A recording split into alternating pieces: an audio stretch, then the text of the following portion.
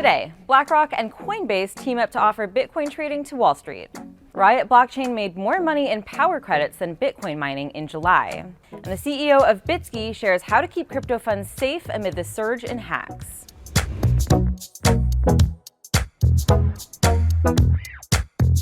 Welcome to CNBC's Crypto World. I'm Tanea McKeel. Digital asset prices were moving lower after the Bank of England raised interest rates, and new data showed jobless claims are rising in the U.S. By noon Eastern, Bitcoin fell to $22,000, Ether traded at $1,600, and Polkadot dipped to $8. Okay, on to the top stories. First, BlackRock will let customers trade crypto thanks to Coinbase. The two companies are partnering to let BlackRock's institutional investors gain access to Coinbase's prime brokerage platform. The service includes trading, custody, reporting, and more. In a statement, BlackRock said the partnership will let clients, quote, manage their Bitcoin exposures directly in their existing portfolio management and trading workflows. Coinbase's stock got a much-needed boost on the news, jumping as much as 40% this morning. The stock has been under pressure as customers fled its platform and crypto prices have plummeted. Next, Riot Blockchain made more money by shutting off its crypto mining facility than using it. The company produced 318 Bitcoin last month, according to a new press release.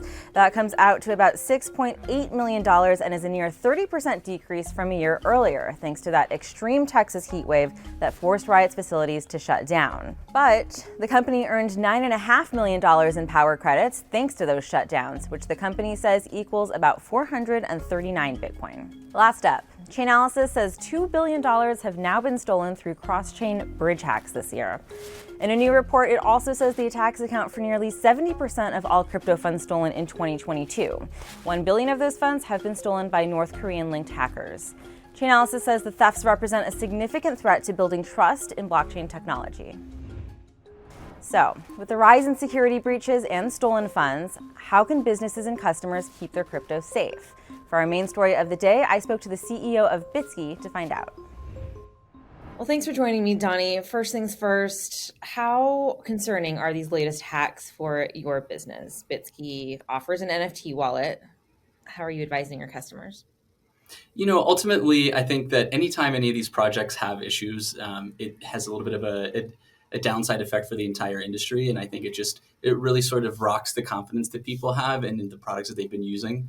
And so for us, it's about sort of reinforcing the decisions that we've made from an architectural perspective and the steps that we've taken to maintain, a secure stack under what we're working on. Chainalysis had a new report on cross-chain bridge hacks. In it, they essentially said that multi-billion dollar breaches this year could erode trust in blockchain technology. Is that something you agree with? I absolutely think so. I think when you look at, even if it's not a bridge, if you look what happened with Luna, I think there was just so much just positive momentum and excitement around it without people truly understanding the underlying principles and architecture of how that token worked. And so certainly with bridges, the thing about bridges is that they're actually very, very tricky to build. They're the last scalable step for blockchains, and they're actually quite a honeypot because they have so much access to so much volume. And because of that, they're just high target attacks. And can you just go a little further there? What exactly are bridges for viewers that might not know? Yeah, so bridges help you effectively swap tokens from one chain to another. And when you do that, you need to have effectively a middle person that kind of takes a bit of an escrow of that and is able to make sure that, okay, I verify that you own these funds. Let me go ahead and send these funds. And that's just something that is it's just a very, very tricky thing to do. That's why there's so few of them, and most of them had a lot of issues. I'd imagine that we're going to continue to see a few more of these things happen over the course of bridge development, but it's a necessary part of scaling this blockchain infrastructure. And you were talking about not understanding fully how the protocol works. To what extent do you think that is going to be necessary for participants in the space? It's a tricky thing to understand all of the complex things happening within blockchain services and infrastructure and tokens. And I think that there is a certain amount of, reliance of trust of the people that are building it. And unfortunately, social proof seems to really be the most prominent way that people build trust. I think that taking a step back and looking at the perspective that this is still a relatively young technology, there's going to be chop. There's going to be things that happen. And I think understanding that and protecting any sort of downside you may have with the participation you have in any of these tokens, any of these networks, I think is important in understanding the risk of that. And I don't think it's really feasible for everyone to truly understand everything that's happening under the hood. But you should do your best to be as educated as possible, but don't beat yourself up if you don't know all the details.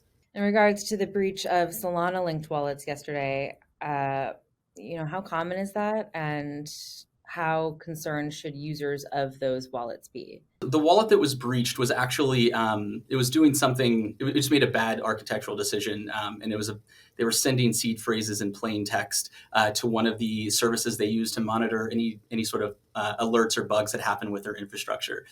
The reality is, if you're using a browser extension or using like a wallet that keeps your private key in memory on your computer, there's always an associated risk with that, because the way that software is developed these days is not from 0 to 1 ground up. Developers are using hundreds, if not thousands, of open source libraries to quickly get up to speed to build what they need to.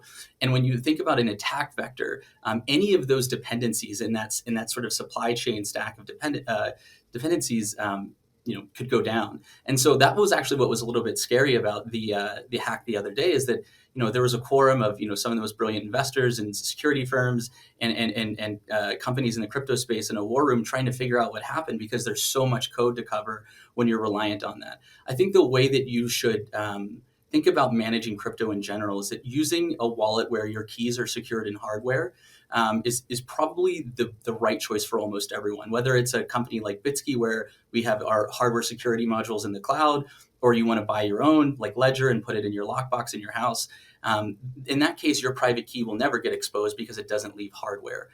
So I think that again, back to, there's going to be some chop. People are going to make mistakes. The real downside of working with blockchain is that, well, upside and downside is that it's immutable. What happens, happens. You can't just call, the wallet and be like, hey, I need you to charge this back. Like, that's it. And so I think just trying to understand where your private keys are, how they could be shared, is probably a good step for consumers.